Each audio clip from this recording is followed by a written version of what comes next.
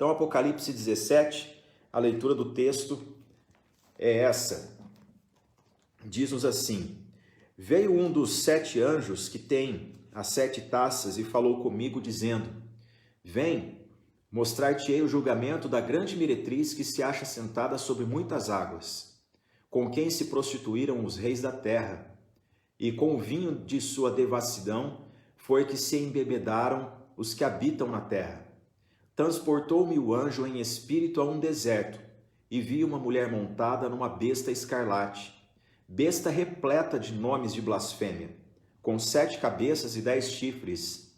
Achava-se a mulher vestida de púrpura e de escarlata, adornada de ouro, de pedras preciosas e de pérolas, tendo na mão um cálice de ouro transbordante de abominações e com as imundícias da sua prostituição. Na sua fronte achava-se escrito um nome, um mistério: Babilônia, a grande, a mãe das meretrizes e das abominações da terra. Então vi a mulher embriagada com o sangue dos santos e com o sangue das testemunhas de Jesus.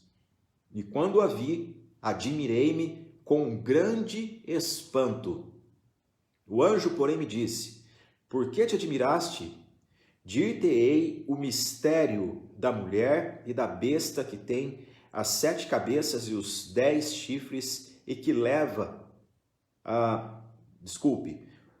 O anjo, porém, me disse: Por que te admiraste? Dir-te-ei o mistério da mulher e da besta que tem as 7 cabeças e os 10 chifres e que leva a mulher.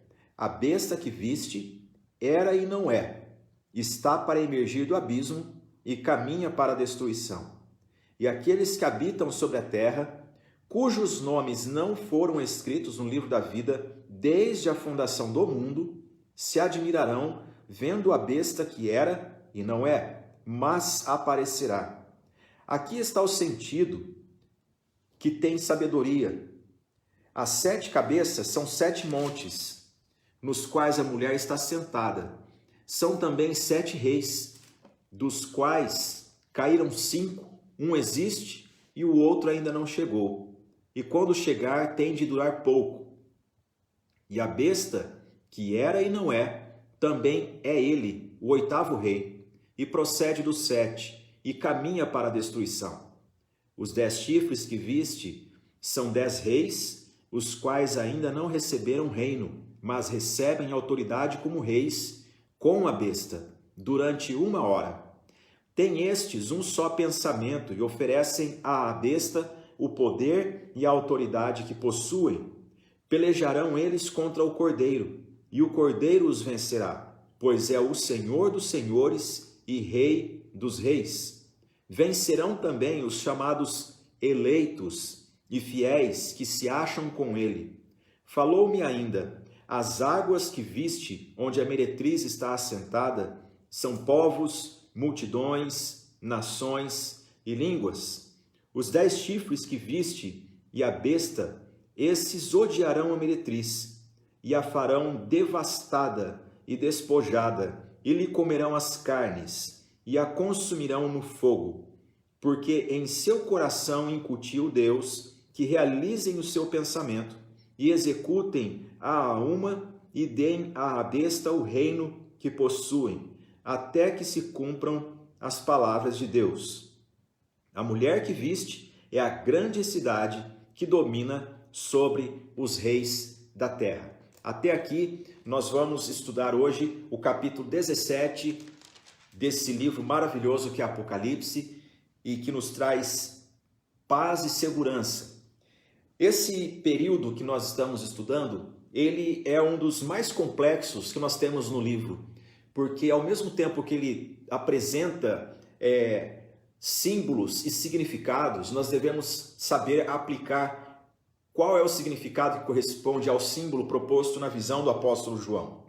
Quando João recebe a informação, a revelação do céu, ele fica perplexo.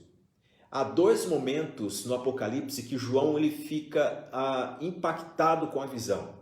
A primeira vez, ela é extremamente positiva, que é quando João está na ilha de Patmos e ele é arrebatado em espírito. Ele está no momento que Deus, com sua graça, o toma e possibilita que ele veja o que é o céu, o que é o trono de Deus, e João tem a visão de Cristo Jesus glorificado. Quando João o vê, ele cai como morto pelo impacto daquela visão gloriosa. Aquilo gera algo nele marcante e ele escreve com propriedade isso. A segunda visão que deixa João impactado é essa aqui que nós estamos lendo, do capítulo 17. E o que ele vê? Ele tem a visão de uma besta, um monstro, cuja descrição é para além da nossa imaginação.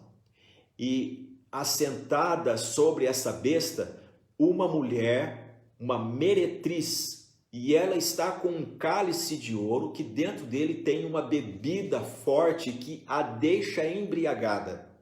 Que visão é essa?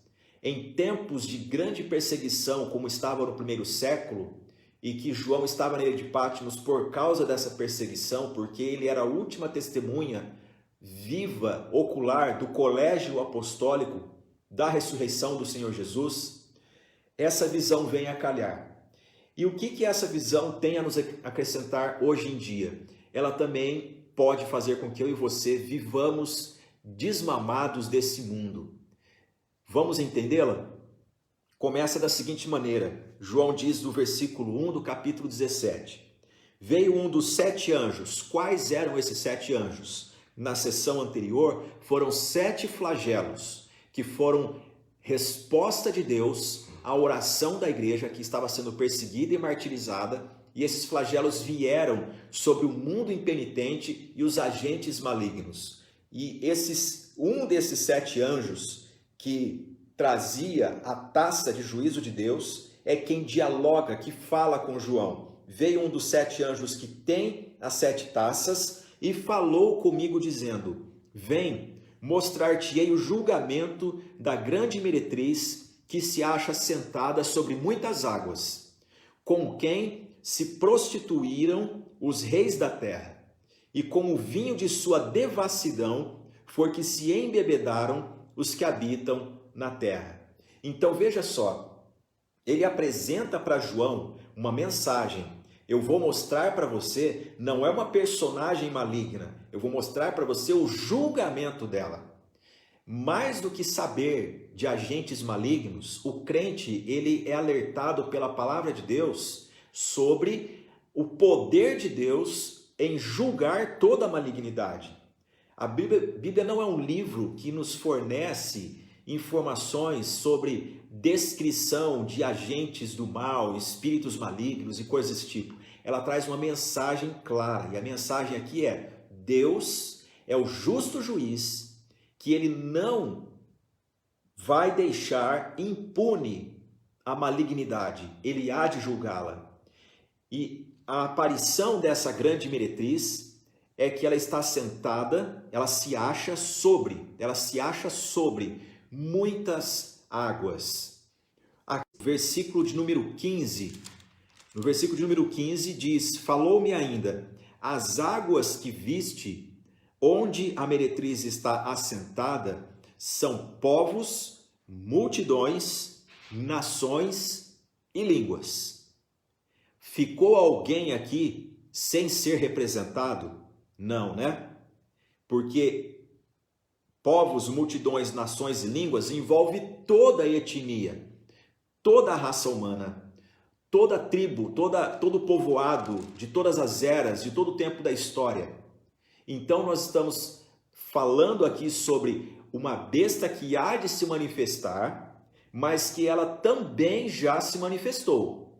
Qual a prova disso? A prova disso está justamente no versículo de número 11. E a besta que era e não é.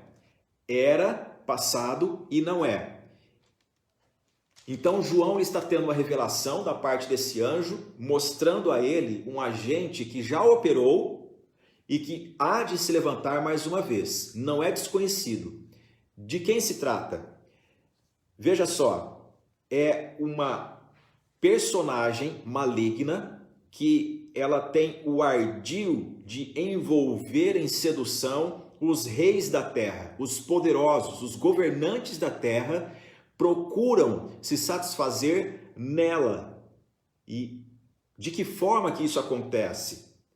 Com o vinho de sua devassidão foi que se embebedaram os que habitam na terra. Ou seja, é um efeito cascata. Essa meretriz que surge, que é apresentada para João a partir do ambiente do deserto, ela é alguém que todos os poderosos buscam se satisfazer nela e extrair dela aquilo que lhes traz contentamento. E a partir desses poderosos, os demais da terra também tomam conhecimento do que ela oferece. É isso que o anjo está relatando para João.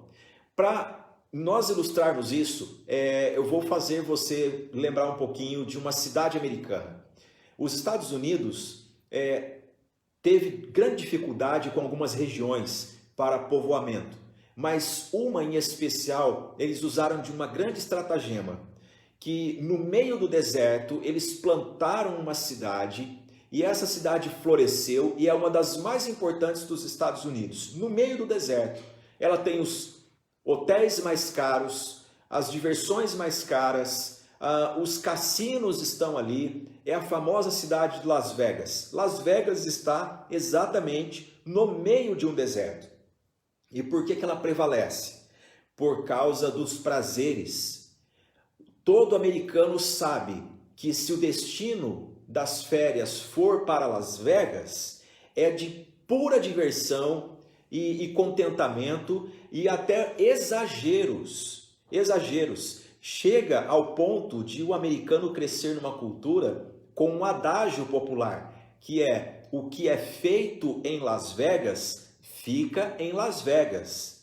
Isso quer dizer o seguinte: se a pessoa for para Las Vegas e lá ela se envolver com práticas de devassidão sexual, imoral, jogatinas, perder dinheiro, não importa. O que importa é que isso é feito dentro de um contexto onde tudo vale. Ali vale todas as coisas.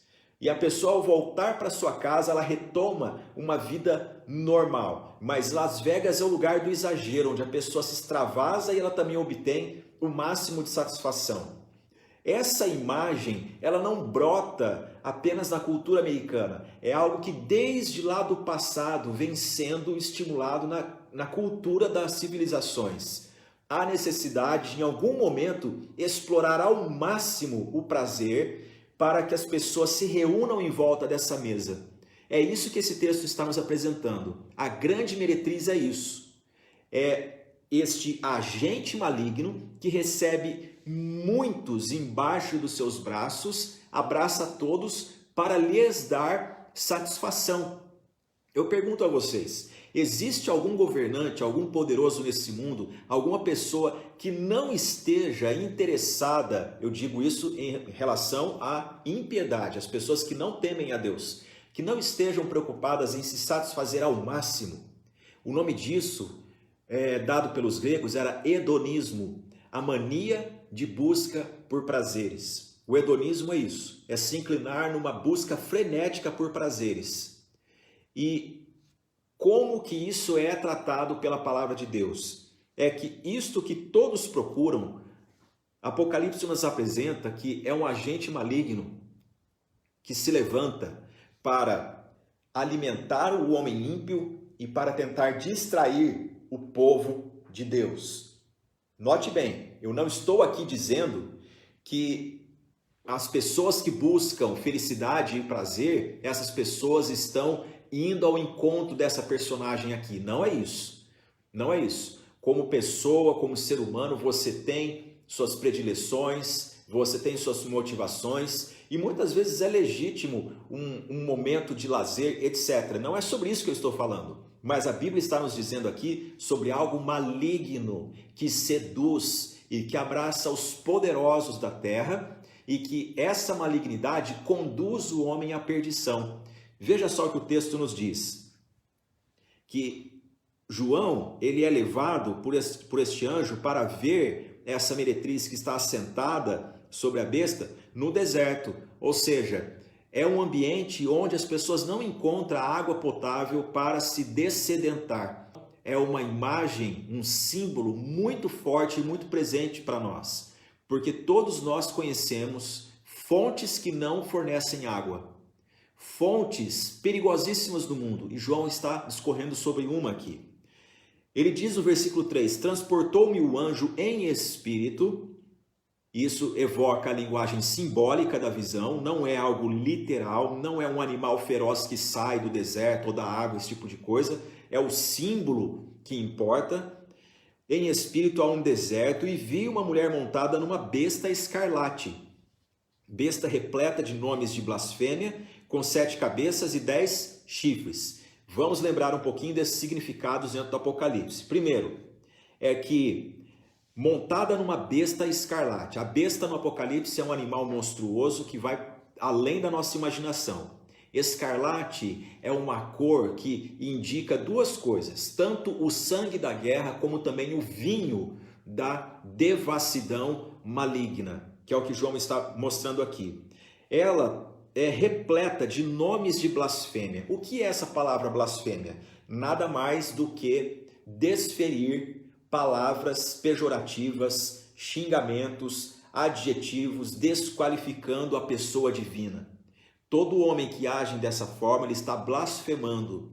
Inclusive aqueles que veem uma obra que Deus está fazendo e mesmo sabendo que é algo bom e da parte de Deus, a pessoa atribui isso a Satanás. Isso é uma blasfêmia caríssima. Então, esta meretriz, ela aparece na visão de João carregada de blasfêmias, e aí ela tem 7 cabeças. Número 7 mostra a integralidade e autoridade. E 10 chifres. O número 10 no Apocalipse, ele sempre está associado à obra maligna. A obra maligna. O chifre, desde a antiguidade, ele tem uma representatividade de autoridade, de poder. Então, ela exerce poderio e governo. Então, como que nós associamos esta visão do capítulo 17 àquela visão desde o capítulo 13? Simples. O dragão, que é a antiga serpente, que é Satanás, ele persegue a nação de Israel, tentando impedi-la de caminhar com Deus, e que o descendente da mulher que foi prometido lá em Gênesis 3,15, ele venha. O dragão não conseguiu, porque Jesus veio, Jesus nasceu. Mesmo quando Herodes mandou matar todas as crianças, aquilo ali era uma obra satânica. Ele não impediu. O Senhor guardou o seu filho unigênito. E ele nasceu, cresceu, morreu na cruz, ressuscitou e sobe à direita de Deus Pai. E o dragão então se posta a perseguir quem? A igreja, a descendência que vem dessa linhagem da mulher e do seu filho, que é a igreja de Cristo. E ele tentando tragar o tempo todo, estes vencem pelo sangue do Cordeiro. Mas essa luta não terminou, nós estamos no meio dela. Nós estamos nesse processo, nessa luta em que o inimigo sabe que pouco tempo lhe resta para a volta de Jesus. Então ele tenta ao máximo cegar cada vez mais os homens ímpios e distrair as pessoas que caminham com Deus, que caminham segundo a palavra de Deus. E ele se posta, o dragão, junto à praia, e dali do mar ele chama os seus aliados. Primeiro, João vê uma besta fera que se levanta, um animal monstruoso, e ela tem várias cabeças, mas uma dessas cabeças prevalece, manifestando assim o poderio do anticristo, que vem para seduzir as nações. É um homem, ok? Não é um ser espiritual, não é símbolo ali. Ali é um homem mesmo, que ele é dotado de malignidade. Satanás confere a ele uma autoridade singular para perseguir a igreja, para enganar as pessoas e para ser endeusado pelos homens.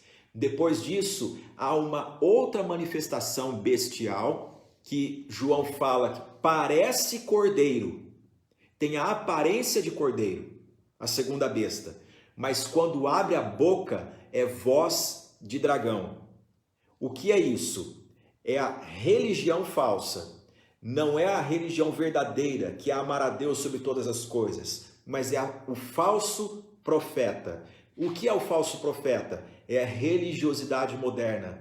Ela parece dizer coisas concernentes a Deus, mas quando a pessoa atenta segundo a voz que ela conhece pela palavra de Deus, ela identifica que a voz é do dragão falando por meio desse ente que parece ser um cordeiro.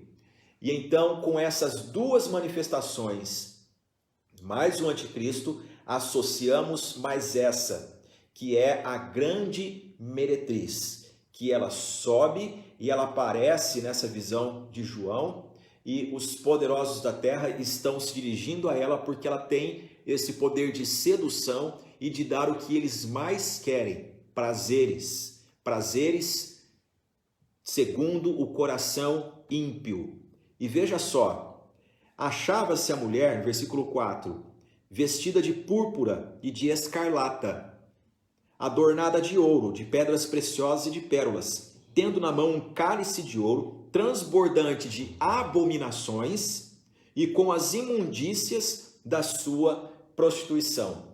Ela vem, na visão de João, com um cálice de ouro, uma bebida preciosa, que todos a quem ela estende se sentem privilegiados por também segurar esse cálice de ouro. Mas qual é o conteúdo disso? A abominação.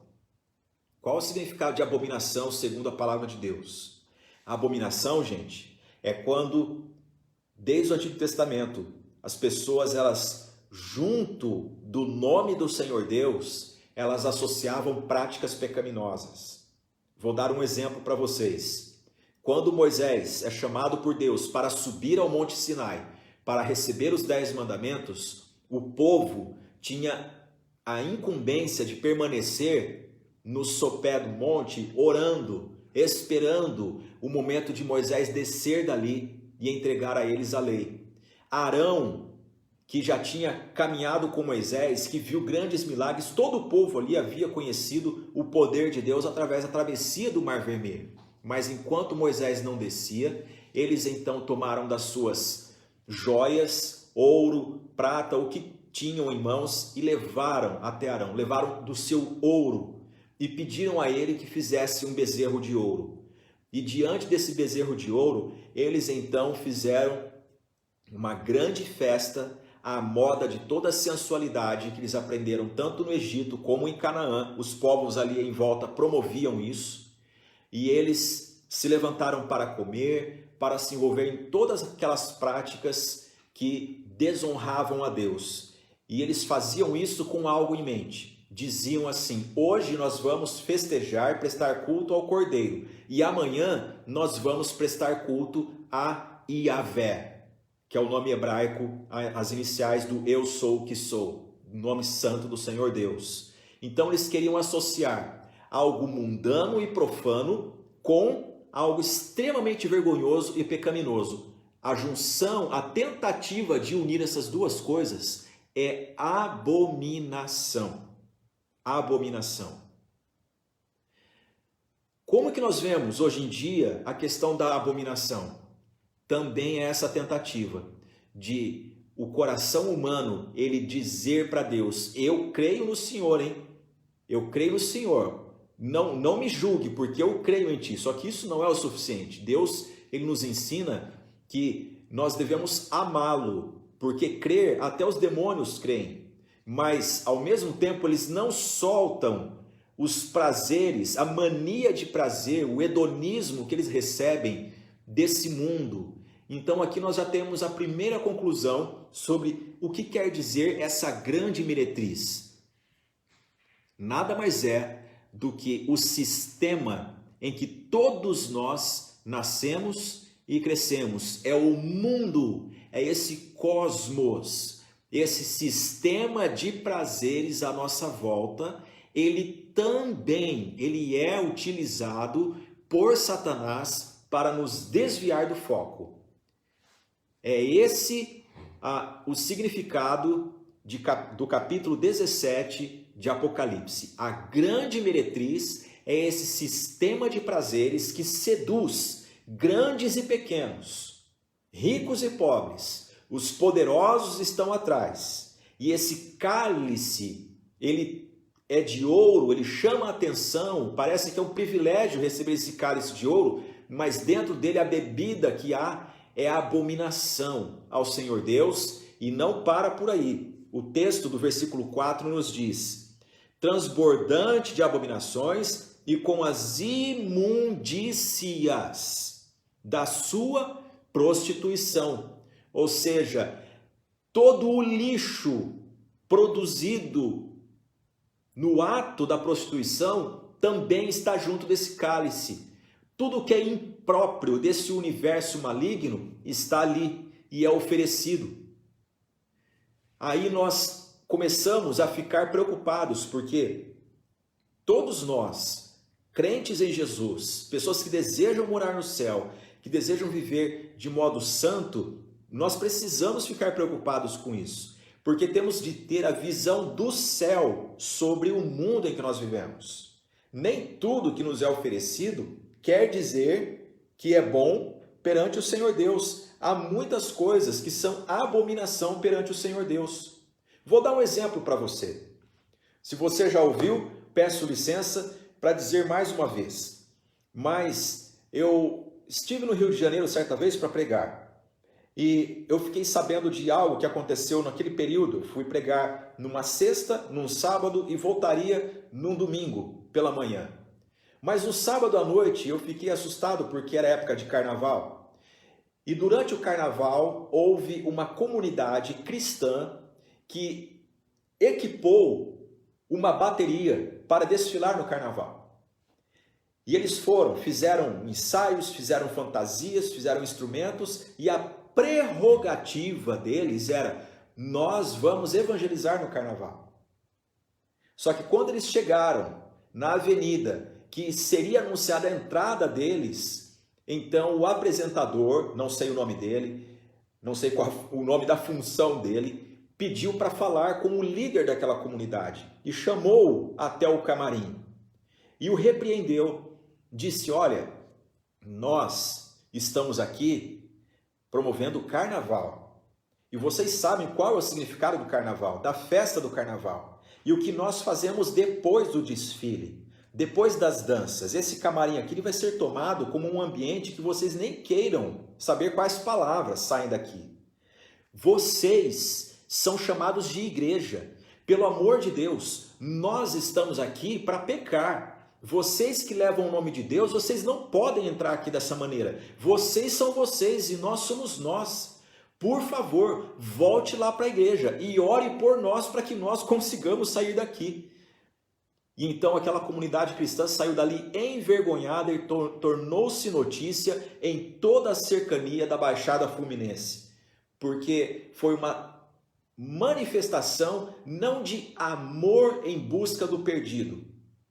Você não precisa se tornar abominação para ganhar um ímpio, para pregar o evangelho para um ímpio. Você sendo santo, como Deus é santo, o nome de Deus é glorificado na sua vida.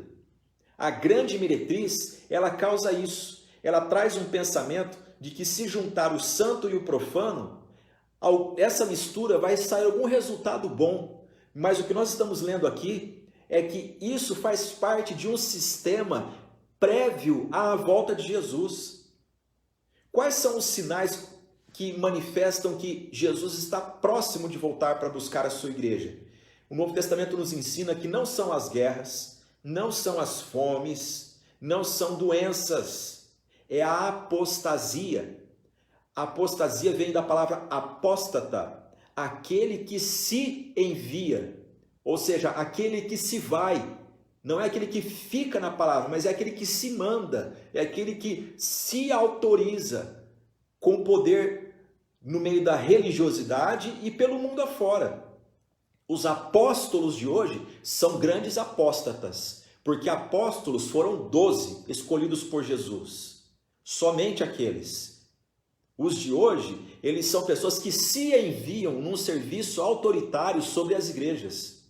Não estão de acordo com as escrituras do Novo Testamento.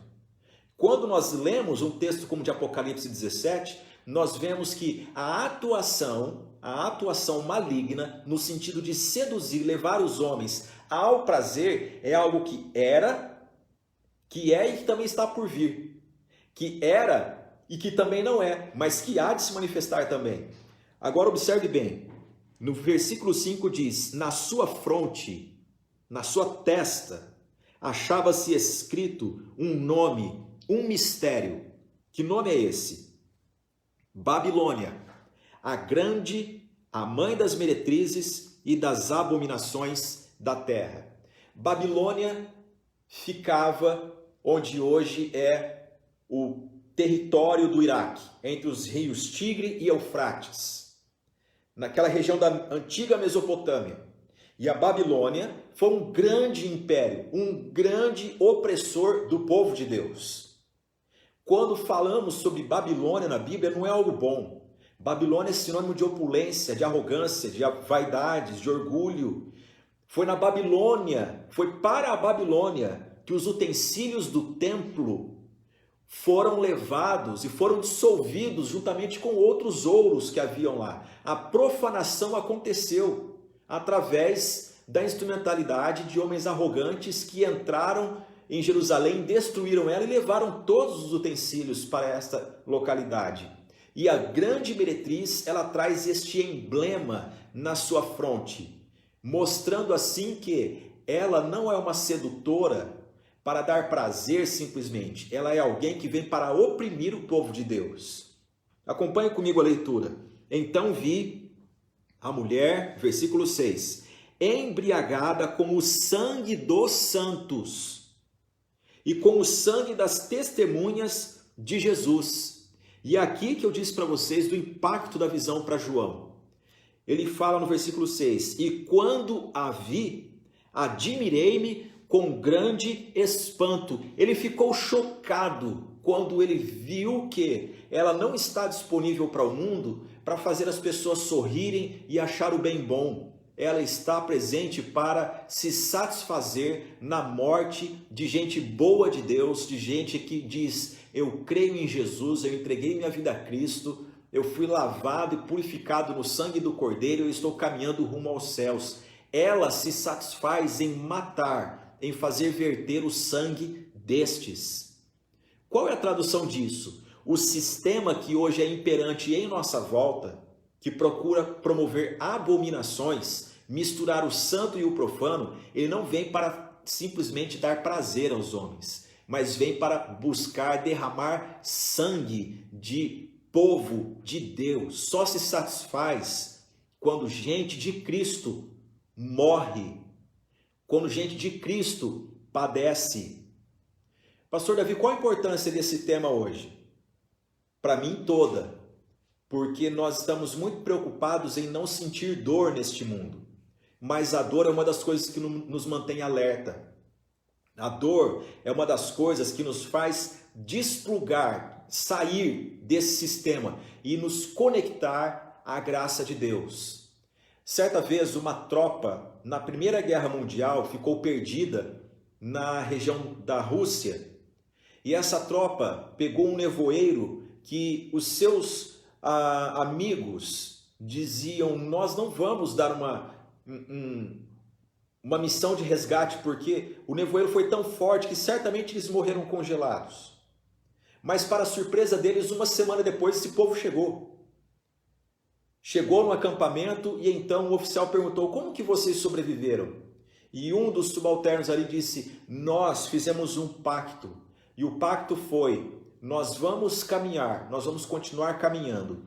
E a hora que a gente vir alguém convalescendo, tropeçando, nós vamos sacar a baioneta e nós vamos perfurar essa pessoa, mesmo que sangre ela um pouco, porque a dor vai fazer com que o sistema alarme e ela não durma no gelo e ela venha morrer. E então ali houve um grande ensinamento de que a dor tem o seu lugar para quem está caminhando no mundo, num campo minado e de batalha. A dor, ela tem o seu lugar para não fazer pessoas dormirem na frieza espiritual desta vida. A dor tem o seu lugar para que nós saibamos que nós não somos daqui. Há muitas pessoas que não sentem nada nessa vida, porque estão embriagadas por esta grande meretriz. Já outras sentem dor porque elas são cidadãs dos céus. A Bíblia nos garante isso, que Jesus, ele veio para este mundo e este mundo não o recebeu. E ele mesmo disse, se foi assim comigo, com vocês também será. E esse texto está vindo num momento em que Deus está julgando a malignidade do mundo. Que nós tenhamos nitidez espiritual para saber que esse sistema que busca promover a abominação, juntar o santo e o profano, que é a grande meretriz, que busca alimentar os homens somente com prazeres e prazeres e prazeres, na verdade quer promover uma dormência para satisfazer-se no sangue dos santos. Olha só o que o texto sagrado nos diz. Versículo 7, o anjo disse a João, por que te admiraste? Dir-te-ei o mistério da mulher e da besta que tem as 7 cabeças e os 10 chifres e que leva a mulher. A besta que viste era e não é. 4 estágios da besta. Vamos lá? Primeiro, era. Um dia ela mostrou a sua cara. Babilônia. Aí ele diz, era e não é. Ou seja, neste momento, ela não pode desempenhar a opressão que outrora ela desenvolveu. Mas ela deseja. Era e não é. Versículo 8. Era, não é, está para emergir. Ou seja, previamente à volta de Jesus, ela vai surgir para seduzir e arrebanhar pessoas junto a si. E o 4º estágio dela é esse.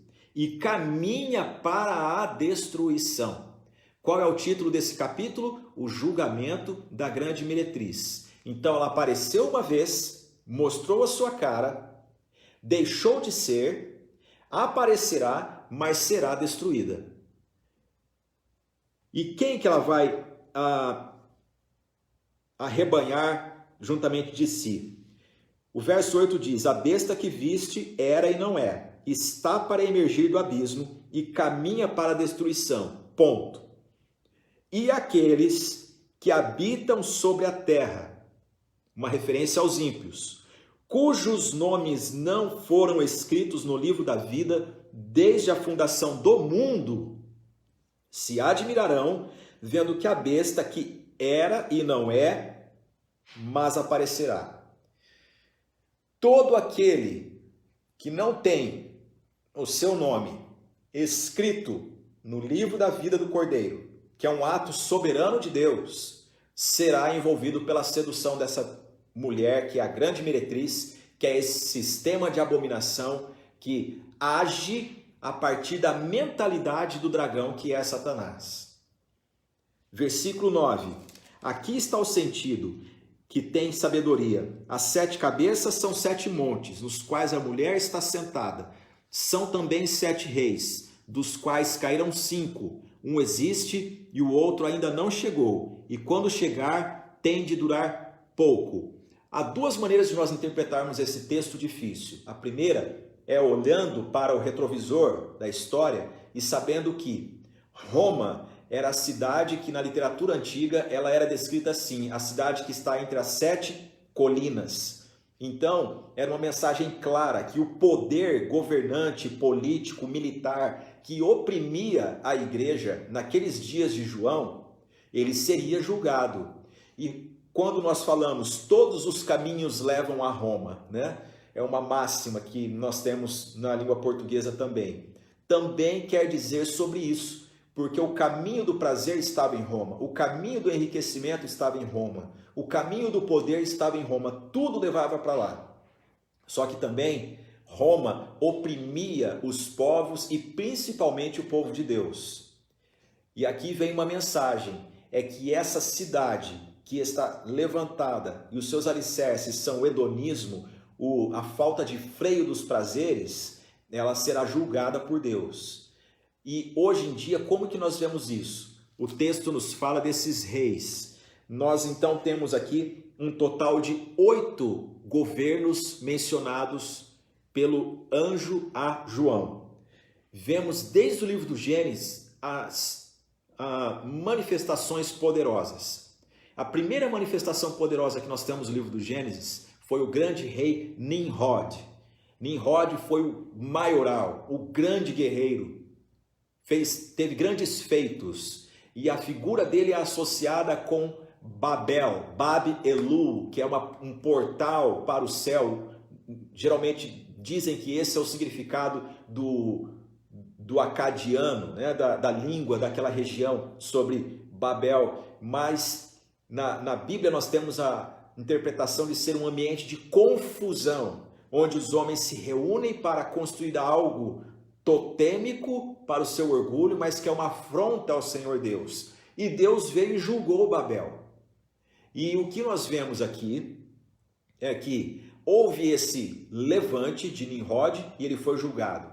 Depois de Nimrod, nós tivemos a Assíria, que é a primeira nação citada na Bíblia Sagrada, que foi uma grande opressora do povo de Deus. Depois da Assíria, nós tivemos Nabucodonosor e o Império da Babilônia.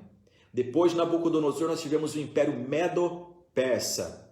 Depois do Império Medo-Persa, nós tivemos o levante de Alexandre o Grande e os gregos e macedônios. Depois deles, aqui já foram 5, né? E aqui o Apocalipse está nos apontando mais 3. Quais são esses outros 3? 5 já foram. O 6º é o Império Romano. E o 7º? O 7º, segundo o Apocalipse, é o governo do dragão, Satanás, que adentra nesse espaço, lembrando que a mensagem é: cada império que se levanta, ele é maior que o anterior e ele abraça todo o conhecimento e poderio do império anterior. Então o dragão vem com uma manifestação dizendo o seguinte: eu envolvo a todos os que passaram antes de mim para perseguir a igreja agora. Eu reúno todo o poderio militar que já houve, que é incomparável, e eu inseto agora a grande perseguição contra a igreja. E a partir do dragão, nós temos o 8º. Quem é o 8º? Segundo o capítulo 13 de Apocalipse, é a manifestação do anticristo. Um homem imbuído de poder satânico neste mundo, contra a igreja de Deus e o povo de Deus. Por isso que o Apocalipse fala sobre durar pouco, há um tempo prévio. Deus abrevia esse tempo. Deus é o Senhor do tempo e da história, e Ele abrevia. Lá no sermão profético, Jesus diz por que esse tempo é abreviado? Por causa dos eleitos, por causa do povo de Deus. Tamanha é a perseguição, mas por causa dos eleitos o Senhor condensa esse tempo, porque senão até mesmo eles sofreriam grande dano.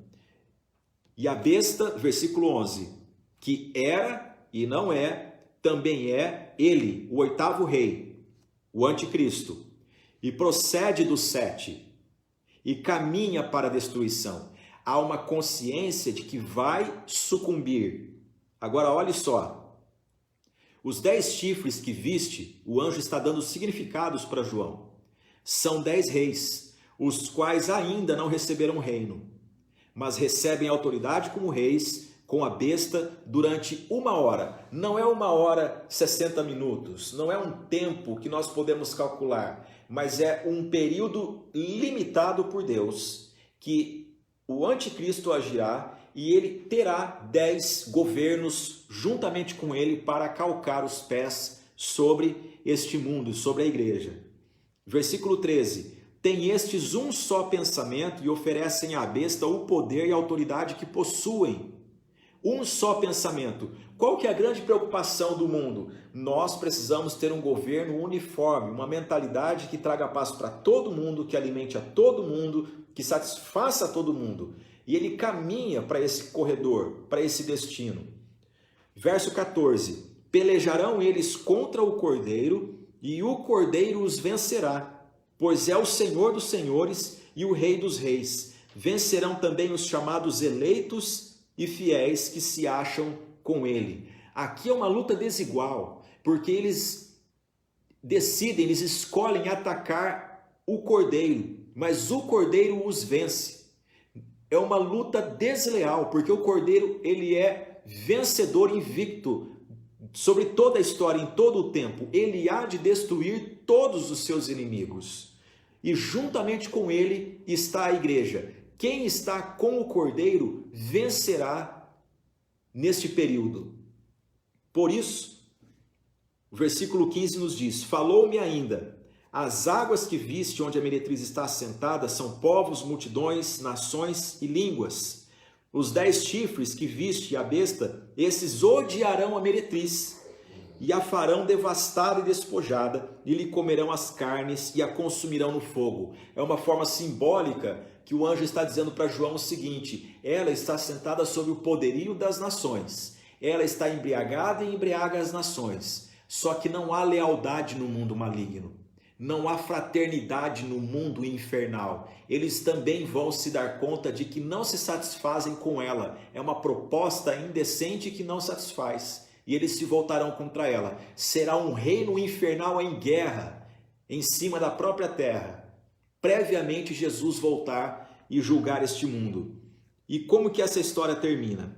Diz, versículo 17, que Deus, em seu poder, em sua soberania, ele incute dentro desse povo que realizem o seu pensamento e executem a uma e deem à besta o reino que possuem, até que se cumpram as palavras de Deus. Martinho Lutero dizia: o diabo, ele é um cachorro na coleira e Deus o mantém preso. E é isso mesmo.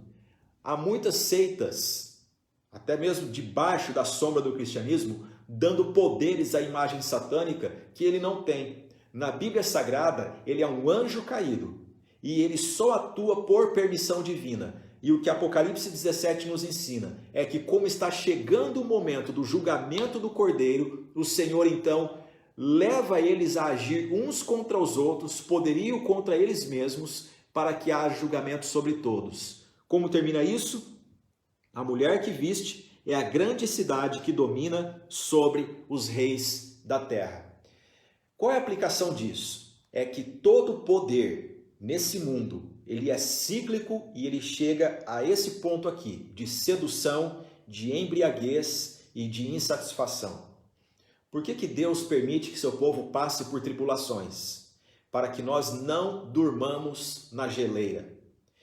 Para que a dor nos desperte e nós entendamos que este mundo, ele jaz no maligno e o nosso destino é estar com Cristo por toda a eternidade. Esse é o nosso estudo de hoje, Apocalipse capítulo 17, um capítulo que nos ensina a não nos conformar com esse sistema diabólico e de abominações que procura seduzir o povo de Deus e procura cada vez mais cegar o homem ímpio para que ele não ouça a mensagem do Evangelho. Todavia, o texto nos diz que o Cordeiro vence e os que estão com o Cordeiro também vencem. Que você esteja do lado do Cordeiro e não do lado de si mesmo ou desse sistema de prazeres. Busque satisfação em Jesus. Busque satisfação em Deus e você não estará perdido, jamais.